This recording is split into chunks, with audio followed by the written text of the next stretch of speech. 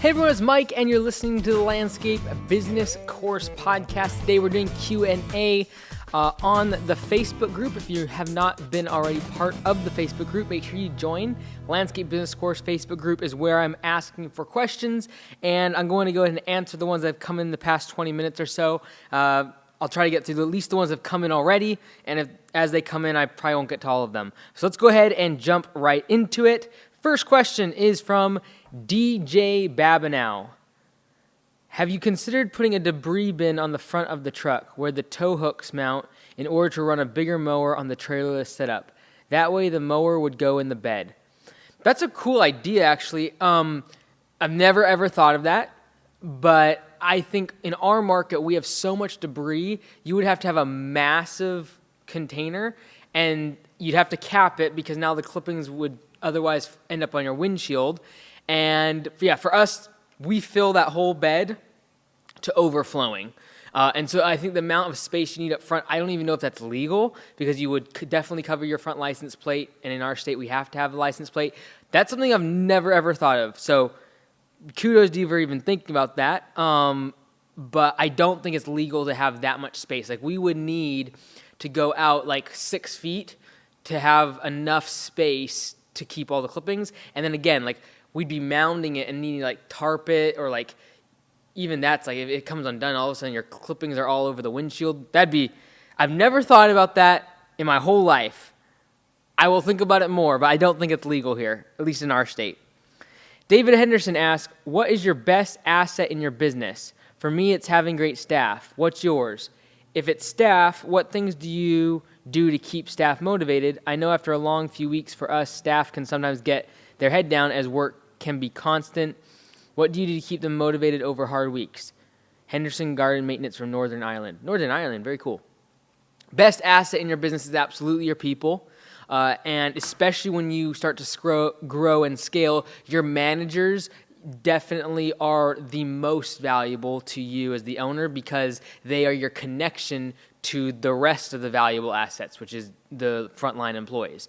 And so managers, you want to compensate them right. You want to make sure that they feel taken care of, that they feel heard, that their input is received and implemented, because they are harder to find, and they are usually go-getters that need constant challenges. And so to make sure that's happening, you either got to be growing, giving them opportunity to scale, or giving them more positions of responsibility and leadership inside of the business. And so definitely your people are your greatest asset. Like you said, your managers, as you grow and scale to 1 million plus, is definitely very, very key. So for example, last weekend, my managers at the local shop, they do everything, and they were the ones that stepped forward and said that they wanted to take the business in a certain strategic position and start to scale it again and really grow it. And so I listened to that. I really didn't, either way I was kind of indifferent, but that was their decision. And so I support that, because I need them to feel like they have something to kind of chew on, and that's difficult and hard, because they are great. So, okay, let's see here. Next question. Oh, the next part of that question was about like when keeping the staff motivated. That's a great question, especially when you're on P4P, because P4P is a great way to motivate your staff. But when they know they're hitting base pay and they are on P4P, it's actually sometimes very difficult to keep them motivated. For example, last week, we had the rain just pouring down. There's just no way they're not going to hit anything but base pay. Like this paycheck, I'd say 60 to 70% of them will hit base pay. And that stinks. I hate that. We're in the middle of June, and usually when it's dry like this, everyone's making $20, $23, $24 an hour average, and above 30 on the high end. And so that kills me. I hate that, but it's part of P4P. However, it still doesn't take away from the fact that I do not like them having to be out mowing in horrible weather and making less. That's very demoralizing. So honestly, in that scenario, I try to sympathize as much as I possibly can with them. We try our best to minimize the work. If it is like horrible weather, for example. But in our climate, in our market, we have to keep working throughout the rain. We can't just pause and push it off because we would not get any work done during the spring. So in order to how to keep them motivated, I think the culture is what's going to keep them, trying to empathize when you can, but then asking them to push through when you need them to. And sometimes that's what you got to do. And so culture is going to be the thing that kind of keeps them in the game when everyone's head is kind of hung down. And if you really have an extended period of time of that, I think an off-site meeting can break people out of that. Having a whole team offsite with dinner, going over the goals, getting everyone focused back on the why, the mission, that would help probably as well. Brendan Greenfield Kelly asks, how do you recommend learning how to do great lawn care and landscaping work? I'm growing too fast for my skill level. Getting higher end customers calling me who want very professional work done, but I do not have the confidence or experience in my work to schedule it. I watch a ton of YouTube videos for every job I do, but I still see my work as mediocre, and it's the biggest thing holding me back. So I would highly suggest don't go after those jobs that you don't feel comfortable with. Stay inside of your wheelhouse. You're going to be more profitable. You're going to feel more confident. You're going to be a better salesman and better closing on those jobs because you are confident. And you're going to have happier customers. You're going to have better staff. And if you stick to what you know, you're not going to be reliant on one employee or two employees that are really, really good at that skilled labor, and therefore they have a lot of leverage, that's the word I'm looking for, against you. So for example, if you are trying to change the direction of the business down the road, but if you're depending so much on a couple employees who have all the skills you don't, that's challenging. So that's why I really would recommend you scale back to the simplified services at first. And if your goal and you want to do landscaping, you want to do hardscaping, just slowly grow into that. And maybe at first okay, we're only going to do $5,000 projects and below, which means you're not going to get these massive jobs. Then maybe you grow that to $10,000 when you start feeling more comfortable. Maybe you get a bigger piece of equipment. You get some training. You go to different seminars that H.D. Fowler or Ewing or Site One have. Those are great ways to learn too, in addition to YouTube. So educate yourself, get to the place where you learn, you know something, and then you feel confident to sell it. I think it's actually a really natural progression because when you're confident in something, you can sell it. When you're not, people pick up on it. And if they don't pick up on it, they start to see it when you do the work, and that's the worst feeling in the world, is have no pride in your work. So I always recommend stick to what you know, do it really well, do it profitably, and then just if your desire is to scale services, which is not necessarily the right thing to do in terms of profitability for some people, but if that's what you want to do, you enjoy doing that type of work, then just do it slowly. Don't rush it, and be willing to say no to jobs that are too big for you and out of your scope of work and skill. John Garrettson, I attended Landscape Summit this year, but would like to hear more about any watch outs regarding acquisitions. I just got the opportunity to purchase the number 2 landscape maintenance company in our service area. Their service area is smaller and contained within ours. Okay, so this is a great point. So at Landscape Summit this past year, for those of you who watched the recording or there and present, we spent quite a bit of time on acquisitions, and I talked through about 3 or 4 acquisitions that I've done, how you can value them, whether it be there's just so many ways to value a company and determine whether or not it's worth it. And so if you are in the course, definitely watch those videos in depth of different acquisitions we've done and how you can look at the price and see the value and all that good stuff. That being said, some watch outs, as John said. Let me think. First one is going to be overvaluation of equipment and assets. And honestly, it's not a bad thing to have overvaluation of assets, because what you can do is use it against them and basically say, okay, hey, I want to break down, if you're asking $500,000 for your business, I want to break down of your equipment and your assets versus your goodwill or the brand or the contact list, or just ask for a breakdown of the valuation. What you're going to find is out of that $500,000, $400,000 of it is trucks, trailers, and equipment. They overvalue it. They don't take into account the fact that they're not going to get full price for that piece of equipment. And then what happens is they put $400,000 and then $100,000 for everything else. And then you come and said, okay, great. You keep the $400,000 worth of equipment and assets. I don't want those. I just want the contacts. And they've shown their cards. And so that's my POV, is get their contacts, because you don't really want their used equipment usually. You don't usually want their trucks. Go get your own stuff, pay $200,000 to get that $400,000 worth in their eyes of equipment, and keep the $100,000 going towards just getting the contacts. The contacts and contracts are really where the value of these acquisitions are for small lawn care and landscaping businesses, in my opinion. And so I would say the biggest watch out is overvaluation of equipment and assets. Next thing I would say is watch out is a balance sheet and financials that are completely construed. And usually that's not hard to find. Usually if someone is saying that they're making like 40% net profit, and they're doing $1 million plus in revenue, probably not realistic. Like, look for like big signs like that.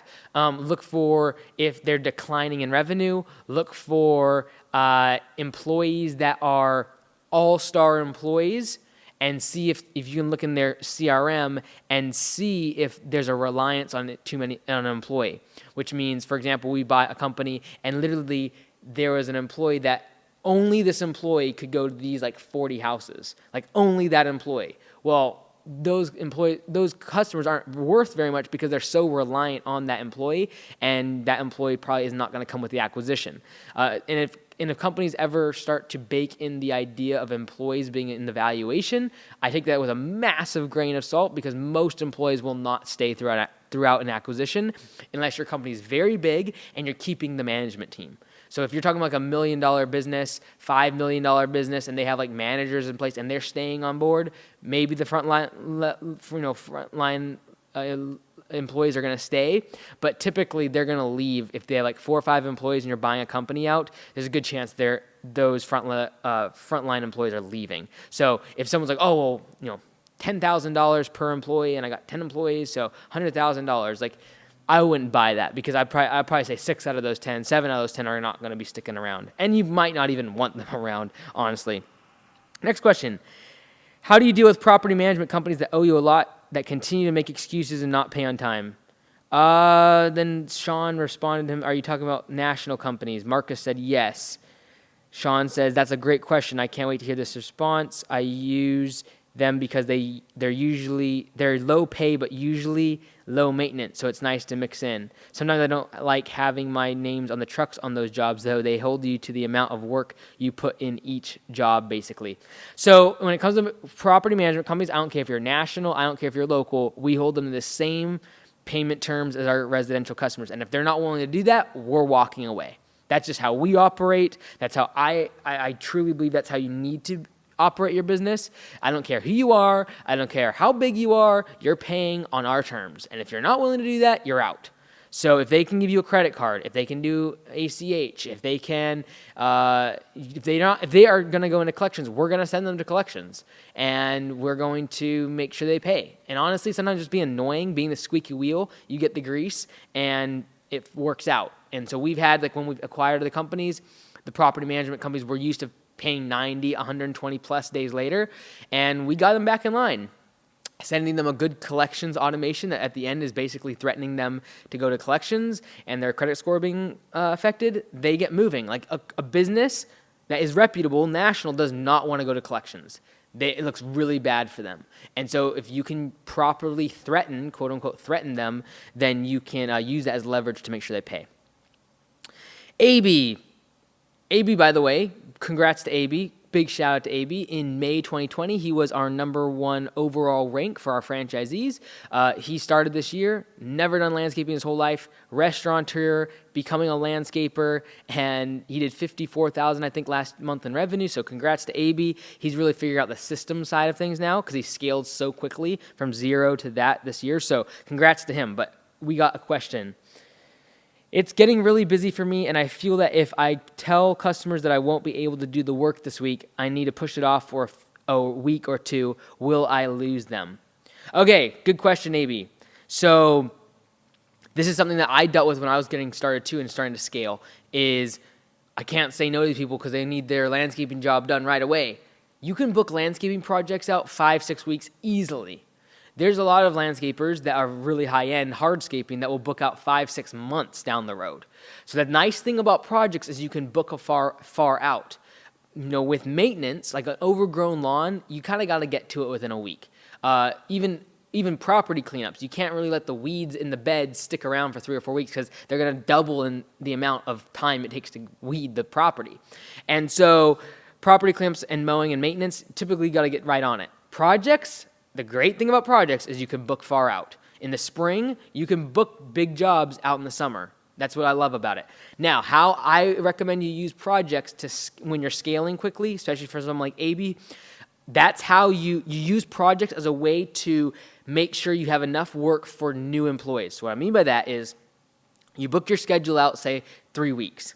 Then what you do is in 3 weeks, you start booking your schedule for the 4th week as if you have another employee, which kind of puts the wick on you and kind of makes sure that you, or the fuse, make sure that you get an employee within the next 3 weeks, get them trained up, and you have to have them ready to go by that time. And from that 3rd week and onwards, you are booking as if you have another employee. That's how you can consistently grow and know that when you get the employee, they immediately have full-time work, is using projects to slot in that time and slot in those jobs. So I know specifically with AB, he has some pretty big jobs he's been working on, $5,000, $10,000+. And so those are great to be able to book down the road, know how many employees you're going to need, and specifically to you, AB, you need to talk to Lonnie at Command Center about Team Up and the calendars on those to be able to book those jobs far out and be confident with the amount of people you're going to need when those jobs arrive. So talk to her about that. I know you guys just started full service. All right, let's see here. One more question. Sean Hancock asks, tips for creating great culture. Great question. This is something we go over almost every year. We will go over this in the conference because it's something that kind of changes and evolves, and we're always adding to and adjusting. But let me think in terms of our current, what we've changed recently. Let me think if there's anything recent that we've done. Let me think. Culture. I think I've talked a lot about these things. Like, there's a lot of different stuff we've talked about, everything from pay for performance to having where they can give suggestions into a box and then get like a cash bonus, incentivizing them to get new customers, culture, offsite meetings, very important.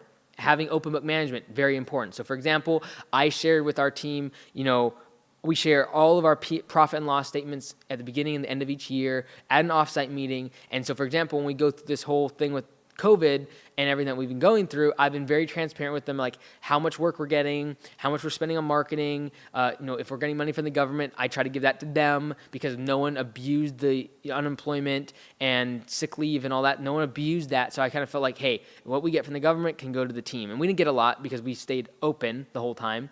But whatever we were getting, we were distributing. Things like that, just being open and honest with people. Like, I generally believe that most people are good, hardworking people. They want to work hard. They want to accomplish things. They want to achieve something in life. And so I really try my best to be open and honest and show everything in terms of the numbers and just create that sense of like, hey, you're part of this too, because it goes back to the very first or second question about the most important asset of our business is the people. So we should be open, transparent, and really involve the greatest asset of our business in the business.